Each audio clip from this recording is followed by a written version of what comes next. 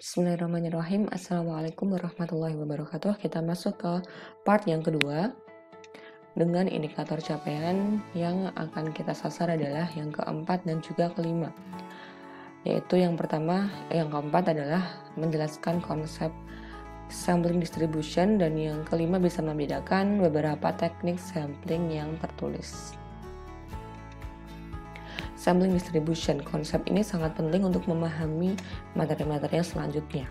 Jadi, ini urgensi mempelajari sampling distribution. Anggap Anda mempunyai sampel 50 mahasiswa dan ingin diketahui berapakah rata-rata IPK. Jika Anda mendapatkan banyak sampel sebanyak 50 yang berbeda-beda, maka Anda akan mendapatkan rata-rata yang berbeda-beda dari tiap sampel. Contohnya misalnya dari satu angkatan ada 150. Kemudian di sampling hari ini saya sampling 50 siswa, 50 mahasiswa. Didapatkan dari 50 ini rata-ratanya IPK-nya adalah 3. Besok saya sampling lagi 50 siswa. Pasti IPK-nya ini tidak akan sama dengan yang hari pertama. Anggaplah ini N1, N kecil ya, ini N2, yang ini adalah N besar. Maka akan ada berbagai kemungkinan kombinasi sampel yang akan saya dapatkan setiap kali satu kali sampling.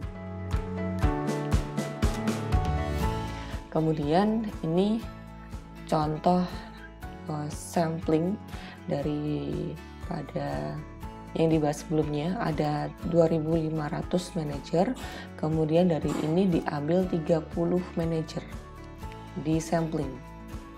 Sebenarnya 2.500 ini sudah ada datanya di di Excel ya, ini sudah ada datanya. Kemudian kita pura-pura mau sampling gitu. Kenapa pura-pura? Karena sebenarnya kita sudah punya data populasinya, sudah ada, ini N besar, datanya sudah ada. Kemudian ini mau dihitung annual salary-nya, gaji tahunannya berapa. Sebenarnya sudah ada nilainya, tetapi kita ceritanya mau membuat simulasi. Kalau ingin didapatkan sampel 30 berulang-ulang, nanti saya akan dapatnya berapa ya rata-ratanya gitu. Makanya di sini ada nilai ini, kolom pertama, ini kolom kedua, ini adalah nilai parameter. Parameter merupakan karakter dari populasi. Jadi ini dengan populasi. Kalau di sini di kolom ketiga dan kolom keempat ada istilah estimator atau estimate, ini identik dengan karakter dari statistik dari sampel. Jadi kolom 1, 2 adalah dari populasi, kolom 3, 4 ini dari si sampelnya.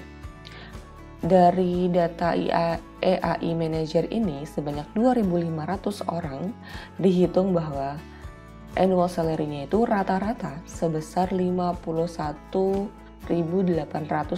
Simbol dari rata-rata populasi adalah seperti ini ya, dibacanya mu. Kemudian didapatkan standar deviasi dari rata-rata populasi sebanyak N-nya adalah 2.500 sebesar $4.000. Ini adalah simbol standar deviasi populasi. Kemudian proporsi. Di sini diketahui bahwa proporsi, jadi dari 2.500 orang itu berapa persen yang telah menyelesaikan program manajemen training. Oh, ada 60% atau 0,6. Kalau ada seperti ini di teks bahasa Inggris, ini artinya adalah 0,60 atau sama dengan 60% ya kalau di sini proporsi. Dari 2.500 manajer ada 60% yang sudah menempuh menyelesaikan program manajemen training ini. Nah, kemudian dari populasi ini diambil 30 manajer. Didapatkan bahwa sampel ini ya, rata-rata dari 30 orang itu di sini adalah N-nya sama dengan 30. Diketahui di judul ya, di sini 30 EAI Manager. Didapatkan rata-rata gajinya adalah sekian. Simbol untuk rata-rata sampel seperti ini, X bar. berbeda dengan simbol untuk rata-rata populasi. Ini sudah dibahas di statistika 1. Ternyata nilainya agak berbeda. Kalau populasi nilainya sekian, ternyata di sampel hasilnya adalah sekian. Lebih tinggi sedikit, disebut sebagai overestimate. Jadi kalau nilai estimasinya lebih tinggi daripada nilai yang sebenarnya adalah overestimate. Tentu saja kalau kita saat di dunia nyata, kita sampling, kita nggak bakalan tahu nilai di kolom kedua ini ya. Karena ini kan ceritanya kita sudah punya data aslinya 2.500 orang ini, semua kita punya datanya. Ini untuk simulasi saja, tadi saya sudah nyatakan. Maka nilainya di sini, standar deviasi untuk sampelnya adalah sekian, simbolnya adalah huruf S, berbeda dengan simbol untuk standar deviasi populasi. Ini dibacanya adalah sigma. Kemudian proporsi dari sampel, simbolnya adalah P dengan tanda garis di atasnya, seperti ini. P bar, kalau ini disebut sebagai X bar. X bar. Dari 30 orang itu, sampel ini gitu ya tadi. Ini satu kali sampel ya. Satu kali sampel sebanyak 30 orang ini ada sebesar 63% manajernya yang telah menempuh dan menyelesaikan program manajemen training. Ini satu kali sampling. Kemudian kalau diulang kembali, misalnya dari sampel yang pertama, dapatnya tadi angkanya 51.814. Ini adalah proporsi berapa persen dari sampel tersebut yang telah menyelesaikan program training. Kemudian dicoba lagi di sampling pada sampel yang kedua. Jadi ini semua sebanyak 60 orang ya. X bar di sini dari data N-nya adalah 30. Ini misalnya saya sebut N1, ini N2 sama dengan 30, semuanya 30. Tetapi dilakukan sampling berulang lagi. Nah, kemudian ternyata nilai sampel mean-nya akan berbeda-beda, tidak ada yang sama.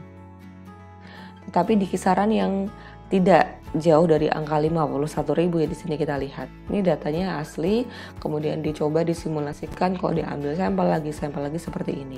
Ini juga nilai proporsinya juga tidak ada yang sama, berbeda-beda. Nah, kemudian kita tahu bahwa maka terdapat nilai-nilai yang berbeda dari sampel. Tadi nilai X bar-nya, kemudian proporsinya, itu akan masukkan nilai yang berbeda setiap kali di sampel. A second simple random sample of 30 cannot be expected to provide the sample estimates as the first sample. Nilai-nilai X bar dan P bar dari N yang kedua tadi, nilainya tidak sama dengan X bar dari sampel yang pertama dan yang kedua itu akan berbeda. Nah sekarang itu tadi ya, yang ini tadi, ini merupakan suppose ya, anggap bahwa kita tuh berulang-ulang melakukan proses menyeleksi sampel, dapat 30 orang, diulang lagi over and over again, setiap kali kita hitung nilainya X bar-nya dan P bar-nya. Nah tabel ini tadi, yang ini tabel 7.4 ini merupakan hasil dari 500 kali sampel, maka ada N1 sampai dengan N500 simple random sample. Nah dari data di tabel ini kemudian dibuat gambarnya ada di tabel berikut ini. Di figure 7.1 ini merupakan gambar dari tabel yang ini. Jadi berulang-ulang sampling dapatkan gambar. Gambar ini disebut histogram. Ya, histogram itu seperti batang-batang yang berjejer dan tidak ada jaraknya seperti ini, nempel-nempel.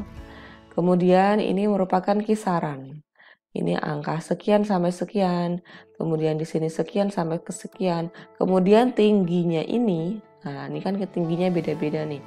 Relatif frekuensi ini merupakan prosentase dari banyaknya sampel yang nilai kisarannya berada di kisaran nilai ini, value of X bar. Ini didapatkan dari tabel sebelumnya, di tabel ini, di slide ini. Nah ini dari data di tabel 7.4 tadi, itu di data yang masuk kisaran 49.500 sampai 49.999 ini. Jadi ini merupakan tadi ya batang-batang histogram, kisaran nilai yang ini menjadi sumbu horizontal di histogram. Jadi histogram yang pertama nilainya adalah dari ini, misalnya ini saya anggap nilainya A, yang ini B. Maka nilai dari A sampai B. Kemudian dari nilai ini adalah 50.000 ini misalnya C. Kemudian yang ini adalah D, berarti histogramnya di sini adalah C ke D, itu sampai dan seterusnya. Jadi ini adalah batas-batas batang dari histogram. Atau tadi di histogramnya disebut values of X bar. Ini. Nah, ini asalnya adalah dari kisaran nilai yang di kolom 1 tabel 7.5. Oke, dan di sini dihitung dari tabel ini gitu ya. Sampel min ini kan ada 1 sampai dengan 500 nih yang masuk ke kisaran angka di ini saya tulis bar itu batang. Bar yang pertama, bar 2, bar 3, bar 4 ini ada sampai 9 batang histogram. Yang masuk ke kisaran ini dihitung, oh frekuensinya ada 2. Jadi di tabel ini yang masuk ke kisaran bar yang nomor 1 sampai 500 ini nggak diperlihatkan ya, ada 2 frekuensinya. Dan seterusnya dihitung sampai totalnya pasti harus ada 500 karena ada tadi N-nya 1 sampai dengan N500 gitu. Lalu sini ada relatif frekuensi didapatkan dari apa? Dari angka ini frekuensi dibagi totalnya. Dapatlah angka ini. Jadi 0,004 ini dari 2 dibagi 500. Hasilnya adalah 0,004. Yang angka ini dapatnya dari mana? Dapatnya dari 133 dibagi dengan 500 sama dengan 0,266. Total relatif frekuensi ini harus sama dengan 1.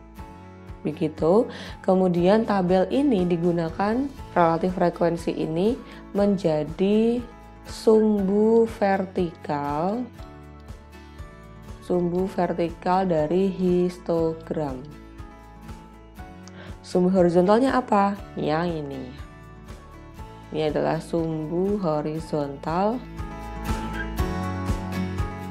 dari histogram pada gambar 7.1 ini. Nah, jadi sudah dipahami ya di sini dapatnya dari mana. Jadi ketinggian bar ini, ketinggian histogram ini ditentukan oleh besarnya apa? Ini relatif frekuensi atau banyaknya nilai X bar yang jatuh pada kisaran tersebut. Di sini didapatkan gambarnya lucu ya, seperti bell. Seperti lonceng kan kalau kita bikin istilahnya apa ya, kurva dari satu histogram ke histogram selanjutnya, begitu di titiknya histogram akan dihasilkan bentuk seperti lonceng.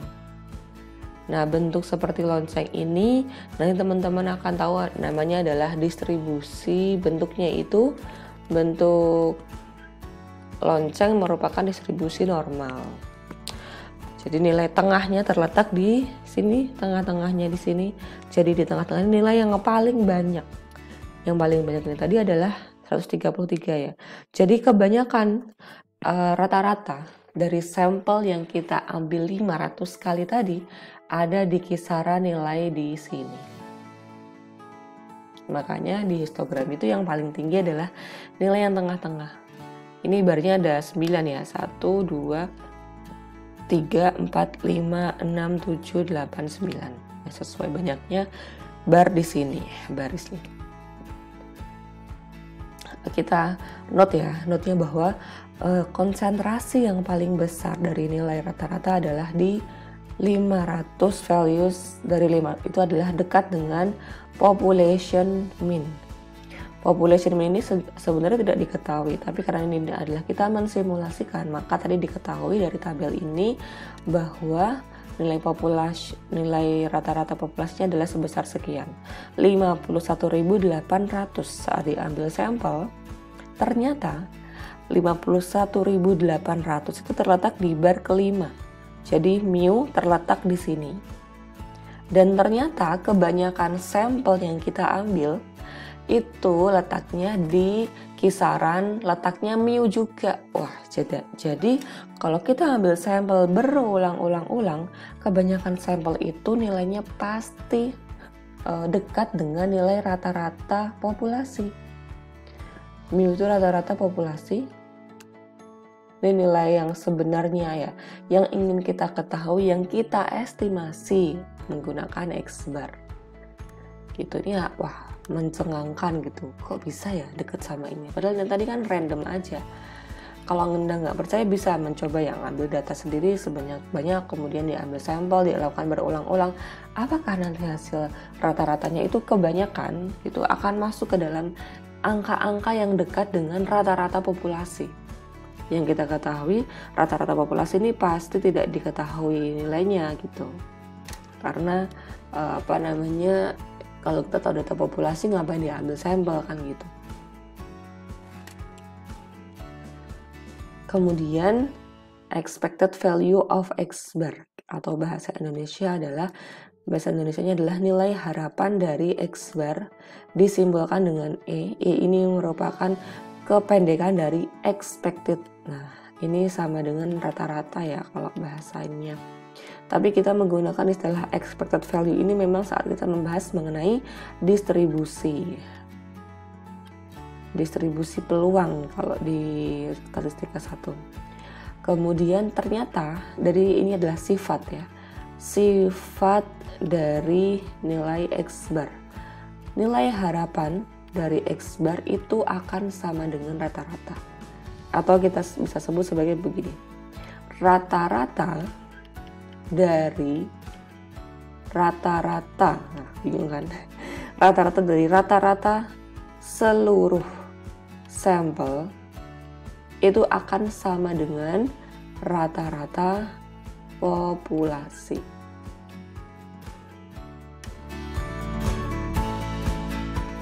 Ini ada sampel min di kolom kedua. Di kolom kedua ini kalau dibikin rata-rata, bentar saya ganti warna tinta.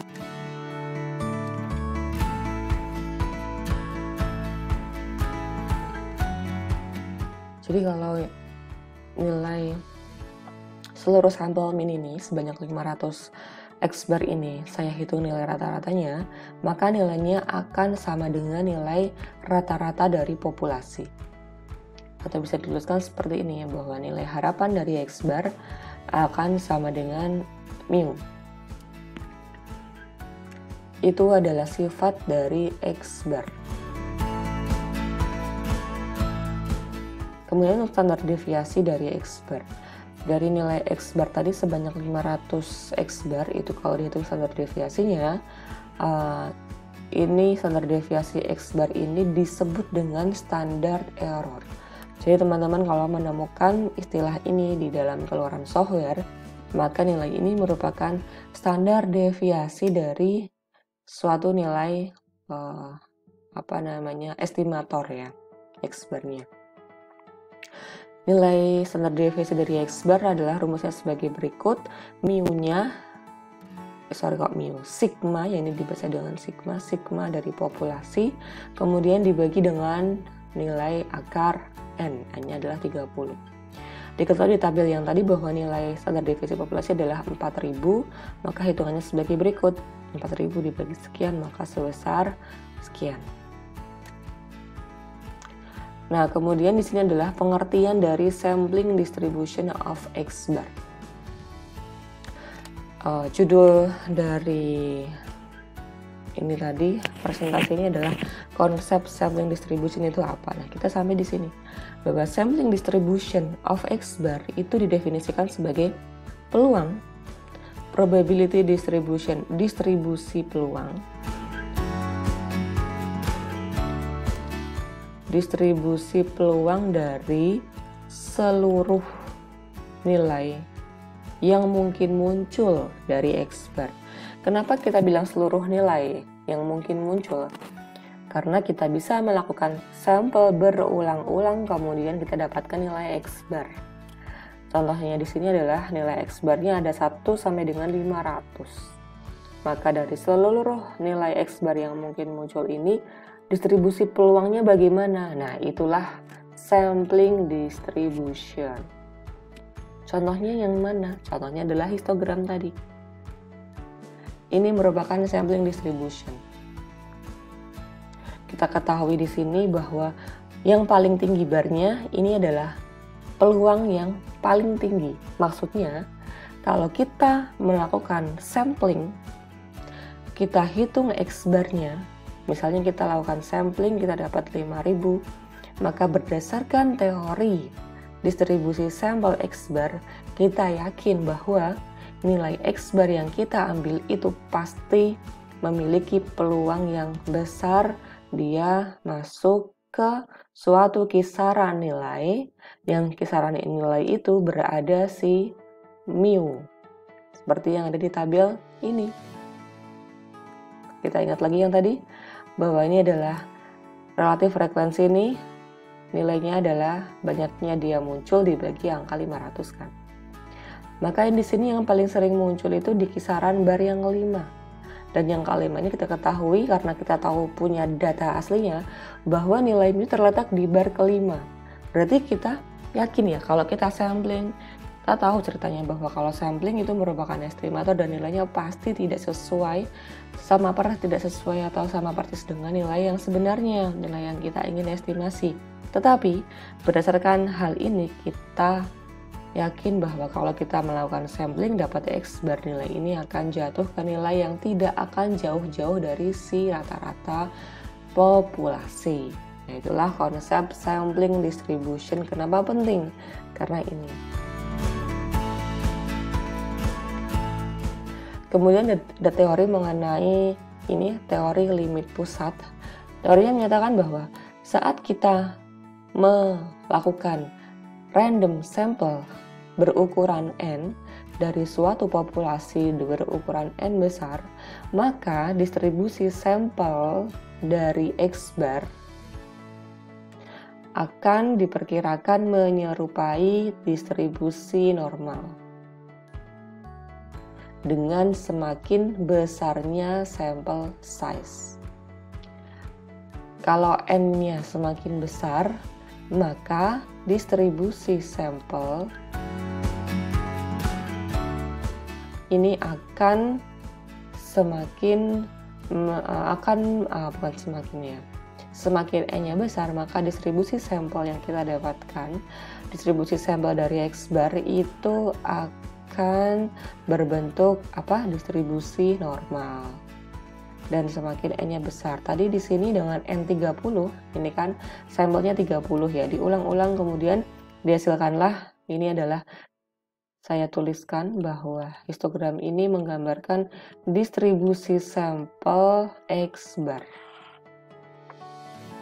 Ini menyerupai lonceng dan itu menyerupai distribusi normal.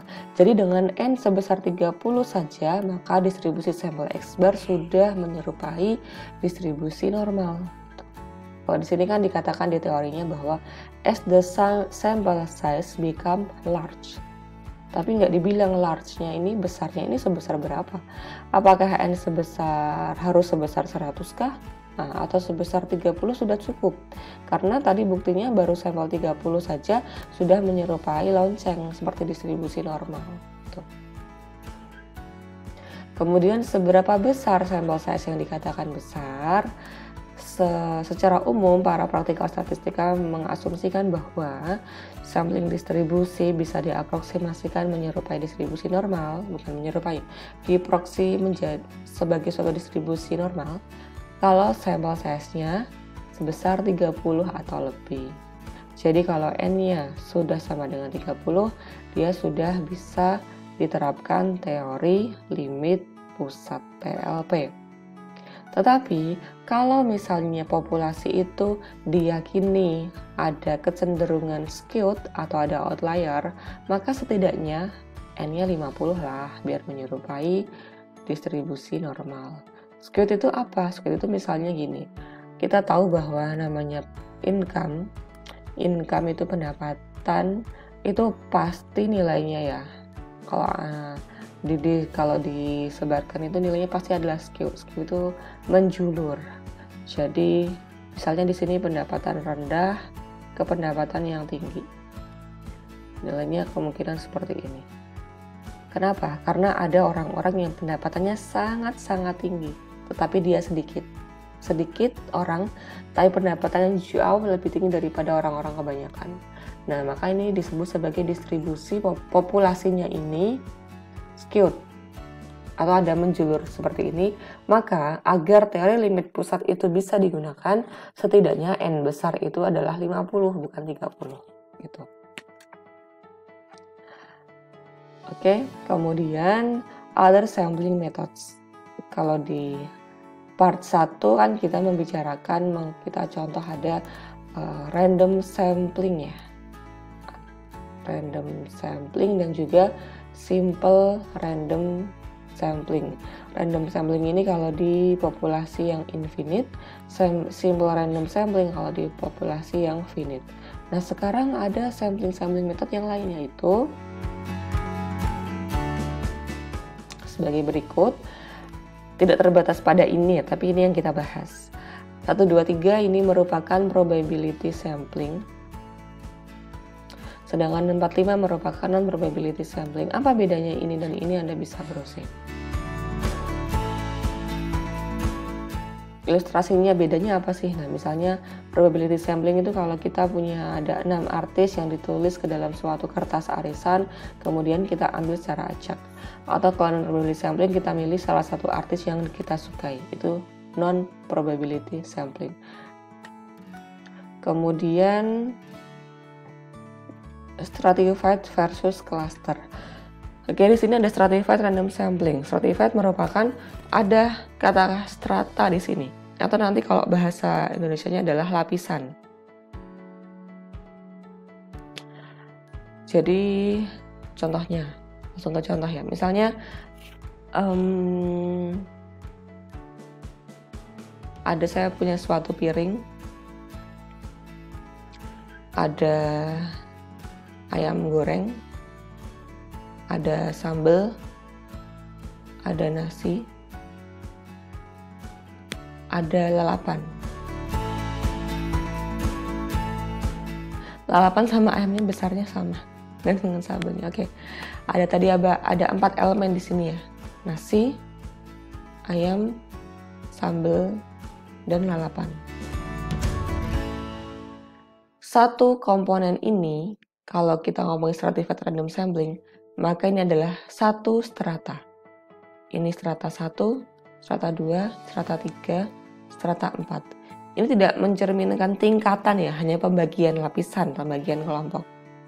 Dalam setiap strata, dia bersifat homogen. Dalam satu kumpulan nasi ini, semua nasi kita anggap sama persis. Dalam satu buah ayam, ini ayam dari ini kita anggap sama, dia ayam goreng. Sambal semuanya juga homogen, tidak ada yang lebih asin di bagian pinggir atau bagaimana. Lalapan semuanya ini sifatnya sama. Kemudian, stratified random sampling ini mengambil sampel dari setiap strata. Jadi misalnya saya mau merasakan bagaimana rasa ayam penyet di sini. Maka untuk menilai menu ini, saya akan mengambil sampel dari nasinya 1 sendok, ayamnya 1 suwir misalnya, sambalnya 1 pucuk sendok teh, dan lalapannya saya cuel sedikit. Setiap strata akan saya ambil. Nah, ini merupakan stratified random sampling. Kalau yang cluster random sampling, ini kebalikannya, bahwa objek dalam kelompok itu tidak homogen. Kalau tadi kan dalam satu nasi itu homogen semua, homogen itu sama rata, sama semuanya. Tapi kalau dalam cluster, ini berbeda. Cluster random sampling ini biasanya diterapkan kalau dalam wilayah yang luas, misalnya. Atau lebih efektif kalau kita melakukan dalam suatu cluster. Nih, a common application of cluster sampling involves election exit polls. Ini adalah election exit polls ini merupakan kalau setelah pemilu itu sebelum diterbitkan hasilnya, nilainya, maka ada namanya, pokok saya lupa ya istilahnya. Jadi orang setelah keluar dari pemilihan suara, dia akan ada di sampel tadi milih apa gitu. Tetapi itu tidak dilakukan di semua tempat, hanya tempat-tempat tertentu. Where certain election district are selected and sampled. Misalnya dalam satu pulau ada, ini saya bikin ya misalnya wilayah-wilayah begitu ya.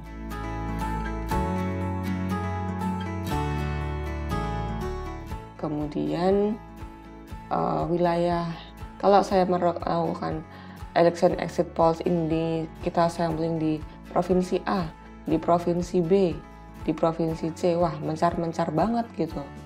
Maka dilakukanlah, kalau semua provinsi ini saya ambil, ini membutuhkan biaya yang sangat-sangat besar.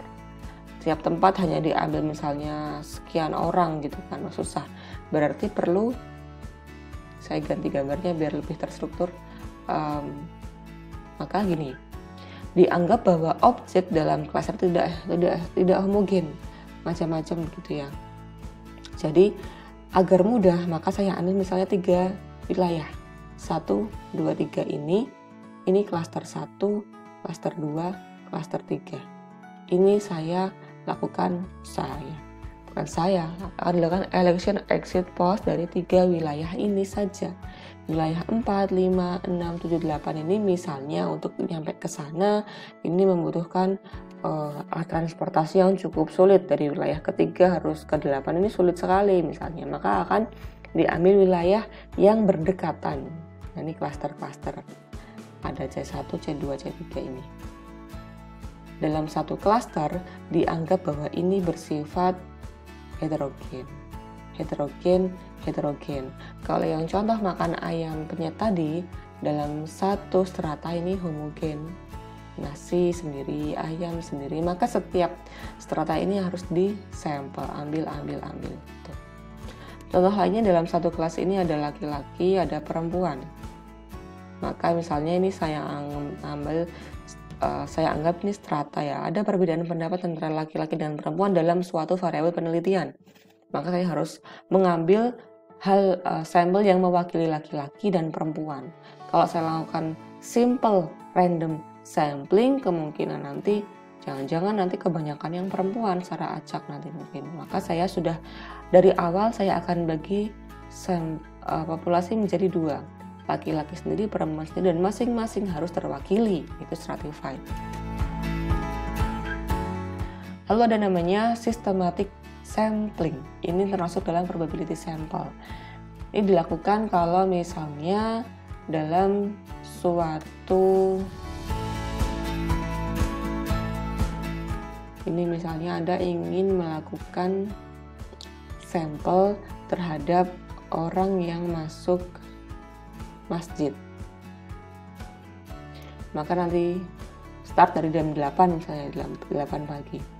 Orang pertama, orang kedua, orang ketiga, orang keempat, orang kelima, orang keenam. Nah, orang ketujuh baru Anda jadikan responden.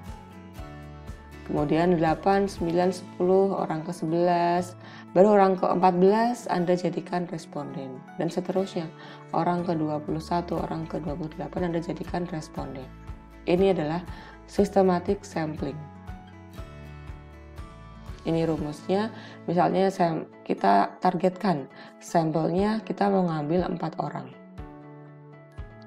Lalu kita misalkan N-nya misalnya dari pengetahuan sebelumnya.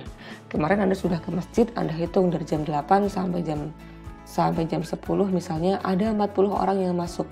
Maka populasinya adalah 40.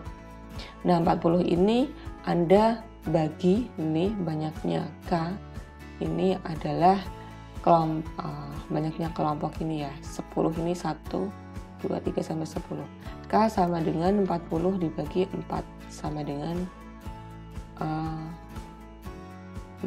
gitu. Randomly select one individual from first group, select every ini individual thereafter. Tapi di sini ini K ini banyaknya grup ya, into groups of K, banyaknya setiap kali ada 10 orang.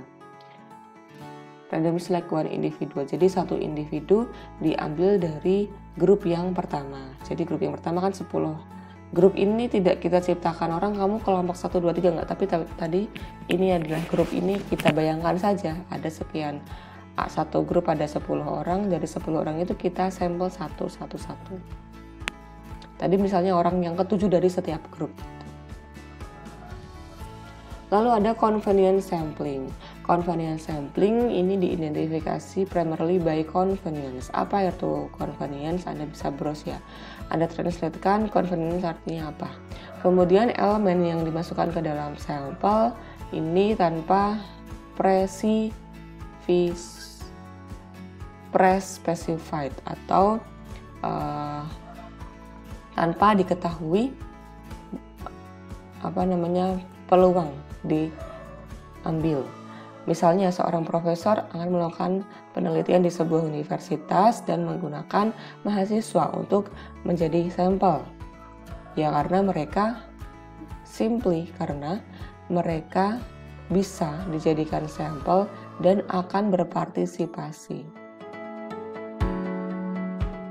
Kemudian ini contohnya convenience aja. Kenapa misalnya saya menjadikan teman-teman menjadi responden ya, karena pasti akan berpartisipasi di kelas. Misalnya saya jadikan survei kepuasan terhadap pembelajaran, pasti berpartisipasi gitu.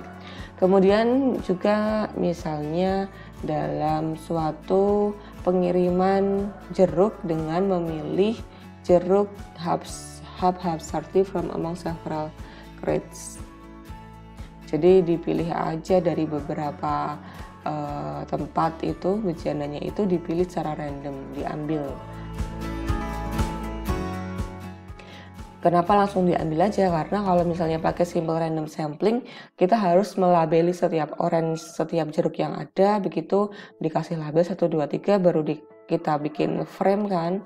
Framenya kemudian ini diacak, dapatlah nomor 1, 2, nomor 10. Kita harus nyari jeruk-jeruk tadi yang kita labelin tadi yang mana nomor 1, nomor 2. Jadi ini meribetkan, tidak bisa dipraktekkan, impractical gitu.